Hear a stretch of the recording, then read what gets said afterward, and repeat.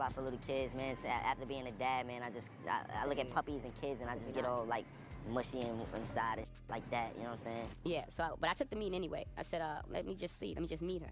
And beautiful when girl. I met her that day, I knew she was a star. Like, just her look, the way she walked into a room and her confidence, and she performed in my office. And she was what, 17 years old at that point? She was 16. 16. Belts out of tune, she performed, and I tell her, there's no way out of this office. I signed her that day. Did he call you or did he see you in person? He seen some little ASAP back in the day. He seen like ASAP Bari and he called them to the side like, yo, come in, yo, like, let me holla at y'all. Like my first songs out, I don't even know, he know them. So he like, yo, your man's like, what's up with that line? Like, There are 2 ways to leave here. Either through the door with the deal sign or through this window, and we're on the 29th floor.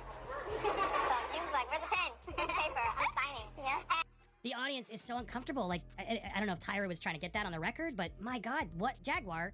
He threatened her. This is her own words coming out of her mouth. And she was a kid at that time, correct? A 15-year-old girl who had been flown to the United States without parental supervision or a chaperone, brought to a grown man's office in a large corporate Manhattan building. So we just got a meeting with Jay-Z. I met with him. were you nervous in the meeting? What? Nervous is an understatement. Yeah, sure. I was a mess. Can we just talk about how terrifying this is? Like, imagine being a 15-year-old girl flown to America without your parents or any supervision, and then being basically threatened by one of the most powerful men in music. The way Jaguar Wright describes this is giving me actual chills. A teenage girl, alone in this massive Manhattan office building, being told there are 2 ways to leave. Either through the door with a signed contract or through a 29th floor window. I mean, who says that? And let me tell you, this isn't just some random gossip. This is Rihanna's own words coming straight from her mouth. The audience was literally squirming in their seats when this came out, and I don't think even Tyra was prepared for this bombshell. But hold on to your seats because it gets even juicier. ASAP Rocky, yes, Rihanna's man himself, is finally breaking his silence about these shocking allegations about Jay-Z. And let me tell you, he is not playing around like these other rappers who bow down to Jay. And speaking of shocking, Jay-Z might actually be under federal investigation for something disturbingly similar to what's happening with his friend Diddy right now. I'm literally shaking just thinking about it because guess whose name keeps coming up? That's right, our girl Rihanna. So here's where it gets really interesting. Rihanna's former publicist, Jonathan Hay, just dropped some major bombshells about Jay-Z's relationship with young Riri. And trust me, it's way worse than those old affair rumors everyone used to whisper about. Hay straight up said this wasn't just about an affair, it was about Jay-Z allegedly trying to control Rihanna and use her as some kind of industry pawn. And get this, the FBI actually came to Hay asking questions about Jay-Z and his, let's say, pattern with younger women. I mean, can you even? In New York. Subsequently, Rihanna, at age 16, was flown from Barbados to New York for a meeting with Jay-Z, which lasted from midnight until 3 a.m. During this meeting, Jay-Z allegedly pressured Rihanna into signing a recording contract, telling her, there's only 2 ways out the door or through this window. Okay, so let me set the scene for you. It's 2005 and a 16-year-old Rihanna flies all the way from Barbados to New York, completely alone, to audition for Jay-Z. He was apparently so impressed that he signed her right there. But here's where it gets super sketchy. This meeting started at like 3 or 4 in the afternoon and went on until literally the next day. And then comes that absolutely chilling joke about throwing her out of the 29th floor window if she didn't sign. Like, excuse me? You said something about a window and a door. Oh, then you said...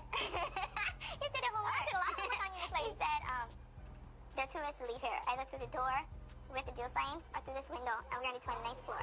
So you was like, where's the pen? Where's the paper? I'm signing. I mean, let's be real here. Even if Jay-Z was just joking about the window thing, which honestly, who jokes about that? It's still completely inappropriate. We're talking about a grown man saying this to a 16-year-old girl who could literally be his daughter. And remember, Rihanna was there all alone. No parents, no guardians, nobody to protect her. Jay-Z basically held her entire future in his hands, and he made it crystal clear she had no choice but to do what he wanted. Of course, Rihanna signed that contract. What else could she do? And then Jay-Z and his team got to work on her first album, Music of the Sun. But that's when things started getting even messier. Suddenly, these rumors about Rihanna and Jay-Z having an affair were everywhere. Headlines, gossip blogs, you couldn't escape it. Now here's where it gets really interesting. Rihanna's former publicist Jonathan Hay later claimed he made up those affair rumors just to promote Pon de Replay. But honey, that wasn't the whole truth. And wait until you hear about Beyoncé's reaction to all of this. So apparently Queen Bey wasn't just brushing these rumors off like we all thought. She actually believed them. And some insiders are saying she might have even tried to sabotage Rihanna's career. Can you believe it? The songwriting duo R City spilled some major tea about how they wrote Bow Down specifically for Rihanna, but somehow Beyoncé mysteriously ended up with it instead. Like, how does that even happen? And Rihanna, oh, she wasn't staying quiet. She threw some serious shade at Beyoncé on Twitter, writing, I only know how to be #1. I could use a challenge. How'd that feel down there on your knees, huh? The drama. But it gets even more intense. Someone close to the situation revealed that Beyoncé was feeling so insecure that she actually got Jay-Z to leak Rihanna's anti-album before its official release.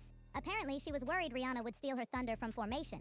And now, just when you think this story couldn't possibly get any crazier, there are reports that federal agents are questioning people from Rihanna's team about Jay-Z's allegedly inappropriate relationship with her during her early Def Jam days. Like, this is getting serious.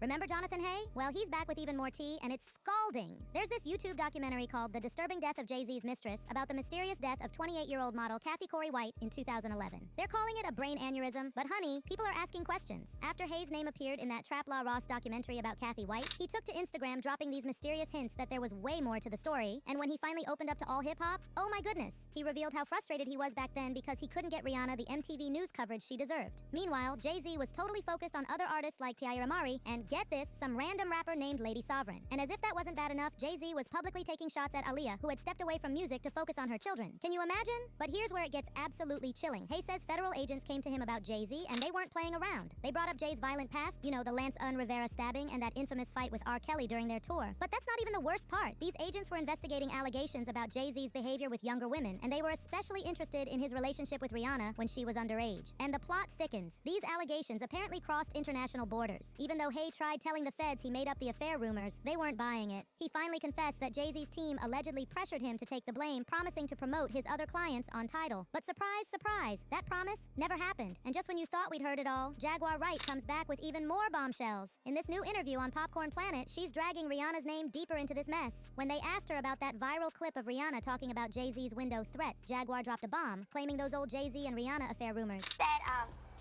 there are 2 ways to leave here. I look through the door with the deal sign or through this window, and we're on the 29th floor. So he was like, where's the pen? Where's the paper? I'm signing. Yeah? The audience is so uncomfortable. Like, I don't know if Tyra was trying to get that on the record, but my God, what Jaguar?